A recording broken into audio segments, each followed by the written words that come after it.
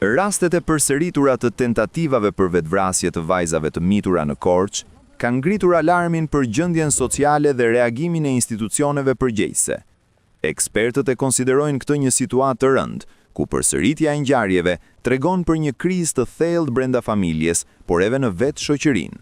Sociologja Maria Deutsche thekson se aktet e vetvrasjes nuk mund të shihen të shkëputura nga konteksti social dhe institucional. Është në fakt rasti përsëritur dhe kjo është edhe më e rëndë se sa vetë akti që patjetër është fatal. Shpeshherë kemi përmendur edhe në media, edhe në auditore dhe me gjithë komunitetin që ne kemi kontakte.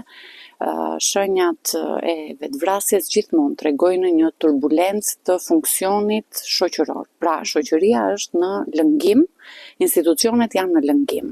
Vetvrasja është shenja alarmante kur ne kuptojmë se si ecën një shoqëri. Institucionet janë në krizë, filluar nga institucioni familjes, i cili është më i rëndësishmi, është edhe më jetiku. Të gjithë institucionet e tjerë shkojnë zinxhir mbas institucionit familjes. Ajo nënvizon se në thelb të këtyre rasteve qëndrojnë faktorët social, të cilët ndikojnë drejt për drejt në gjendjen psikologjike të individit. Sipas saj, një element kyç është analiza e thelluar e situatës brenda familjes, sidomos kur kemi më shumë se një rast të tillë. Ne i referojmë aktet e vetvrasjes gjendjeve psikologjike të personit, por në fakt psikologjinë e ngacmon kushti social. Duhet të dimë që është faktori social baza.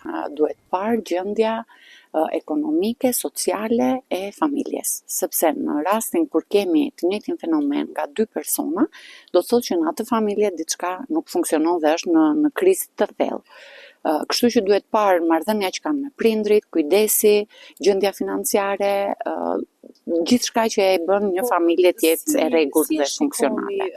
Deutsche ndalet edhe tek roli i institucioneve, duke theksuar se ndërhyrja duhet të kishte qenë e menjëhershme që pas rastit të parë.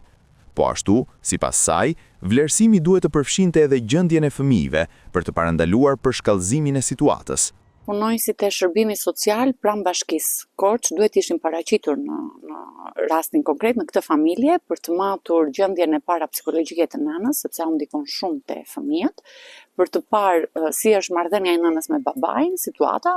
Në media dëgjova që babai ishte në izolim pranë burg dhe kjo e rëndon edhe më shumë situatën, sepse edhe nëna mund të jetë në një gjendje jo të mirë financiare, por edhe psikologjike, mund të jetë e rënduar apo ndoshta edhe në një gjendje depresioni, nuk e përjashtoj si mundësi, dhe e dyta duhet parë dhe duhet të kontrolloj dhe të matej edhe gjendja psikoemocionale e fëmijëve.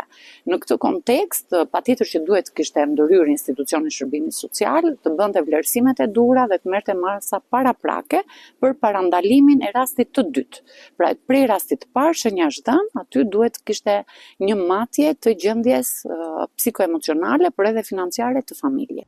Ekspertët paralajmërojnë se mungesa e ndërhyrjes në kohë mund të çojë në pasoja edhe më të rënda, pasi akti i vetvrasjes konsiderohet si një stadi fundit i degradimit psikoemocional. Akti i vetvrasjes është një degradim final psikoemocional, ku njeriu nuk arrin dot më të të përballojë dhe të jetë aktiv për të sfiduar problematikat me të cilat përballet.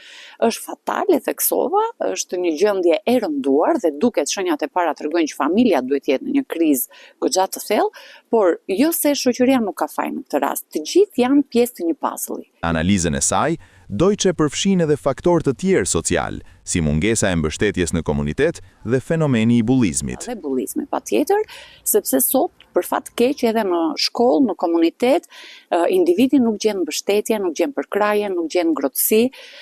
Në shumë vende apo në shumë shoqëri ku empatia dhe humanizmi është më i kultivuar dhe më i kalitur, apo vetë vullnetarizmi në vetvete është një vlerë e shtuar e shoqërisë dhe e kultivuar, për shembull do t'i referohesha Japonisë si një rast konkret, ku shoqëria është mbështetëse, bashkëmoshatarët, shkolla, mësuesit, institucioni, edhe kur familja është në krizë, ata bëhen si një mburojë për të shpëtuar individin dhe për t'i dhënë shtysë, forcë dhe fuqi për të vazhduar. Ndërsa rasti mbetet një kamban alarmi për të gjithë hallkat e shoqërisë, ekspertët theksojnë se ndërhyrja e menjëhershme dhe koordinimi i institucioneve është jetik për të parandaluar tragjedi të tjera, duke vendosur në qendër mbrojtjen dhe mirëqenien e fëmijëve.